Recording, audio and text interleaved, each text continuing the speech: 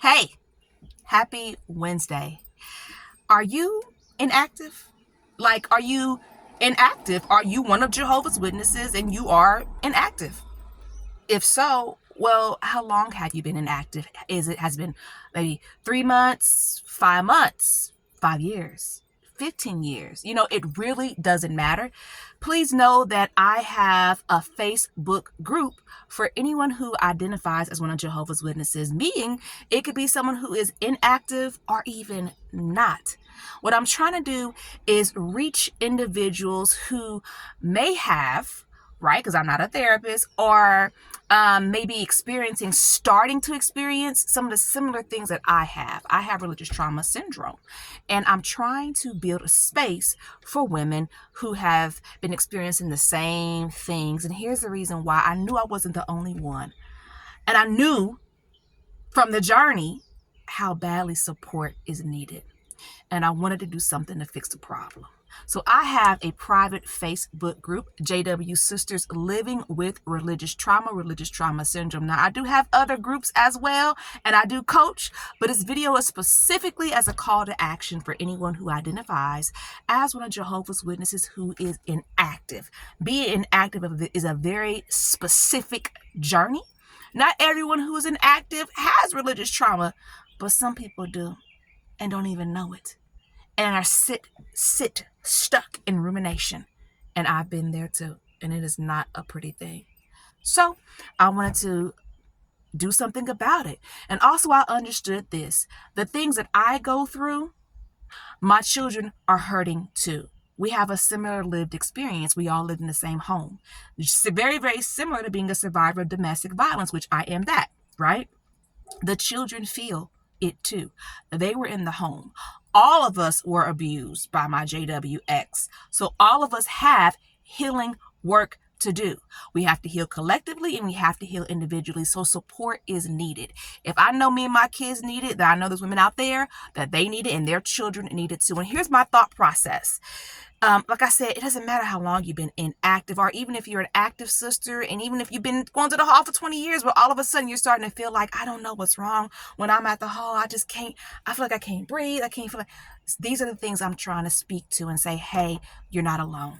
You're not alone. Think about joining my private Facebook group. Once again, JW Sisters Living with Religious Trauma Syndrome. Remember, I am a coach. I am not a therapist, okay? In this video, I do not represent the Worldwide Association of Jehovah's Witnesses, although I am an active witness. For me, I found middle ground. It was very difficult, but I did find it. So now I have a support group to help other people.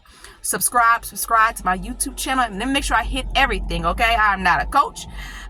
Said it backwards. I am a coach. I am not a therapist, okay? Yes, I'm an active witness. No, I do not represent the Worldwide Association of Jehovah's Witnesses. And if you have not seen any of my videos, let me give you an official introduction. I am Mira Cassidy, empowerment coach, religious trauma specialist, speaker, I'm sorry, I'm laughing myself, writer and actress. This is Sisters Living with Religious Trauma Syndrome, and I created this space based off of my journey. Okay. And the beautiful thing is that I've been able to reach people from other dynamics and even people who aren't even Jehovah's Witnesses at all. So it's been an amazing journey. I am learning a lot. I'm grateful. Thank you for everyone for your support. And this video is specifically today made for those sisters who are those women who they're either inactive and all you know is, I can't. That's the best way I can describe the feeling. I can't. When I try to read my Bible, I just can't. When I look at the hall, I feel something. I just can't. I can't. When I see people at the Kingdom Hall, I just can't. This is trying to say, hey, this thing exists. I'm not a therapist. I don't know if you have it or not, but this thing does exist. Let's talk about it. If you feel like this is you, here are your resources. Here is how you get help. There are people out there that are available to help, but this is what you have to go through. The help is not readily out there everywhere. It's difficult to get through, especially if you identify as one of Jehovah's Witnesses. I have noticed that this is very, very specific, and it's a little, it's already challenging enough, but it's definitely a lot more challenging. Okay, just to put it out there bluntly. So I wanted to do this video to say, hey, you are not alone. You're not alone. Think about joining. my support group. And also, I want to be very, very intentional about joining this group and thanking all of the women who already belong to the group, who are, from all different walks of life, some mothers, some not.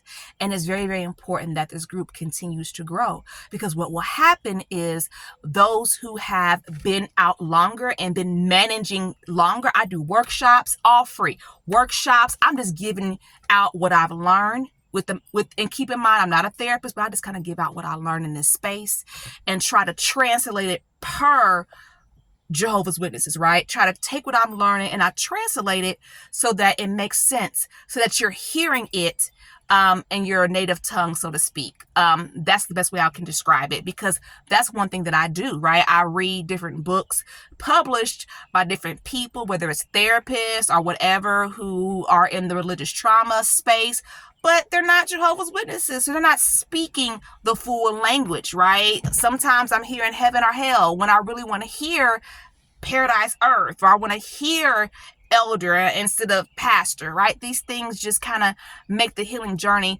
more at home and helps it resonate more. So long story short, that's a little bit about why I created this private Facebook group, why I'm looking for others to join, and also it's going to be the impact, right? When we get big enough to have conferences or retreats, really not conferences, but really retreats is what I'm looking for, and be able to pull in, right, our daughters and do mother-daughter healing. Super, super important. That's kind of the way I see this going. And like I said before, how beautiful it would be for someone, let's say someone is like, look, I'm happily inactive, right? Because it's a thing, right? It does exist. How beautiful it is if a person is like, look, I know I could never go back to the Kingdom Hall, but yes, I love Jehovah God and Jesus Christ, and I need to figure out how to live my life. How beautiful it is for a woman who's happily inactive and has been living that journey for 15, 20 years to be able to mentor someone who's on their early journey, right? Year, 2 months, 6 months, 3 months out. And that's right where I see this going. So definitely this is my call out video. I hope it made sense, because I've been stumbling and fumbling through it, but thank you so much for listening. My private Facebook group, okay? JW Sisters Living with Religious Trauma Syndrome. Check me out. All right, have a good one. Thanks.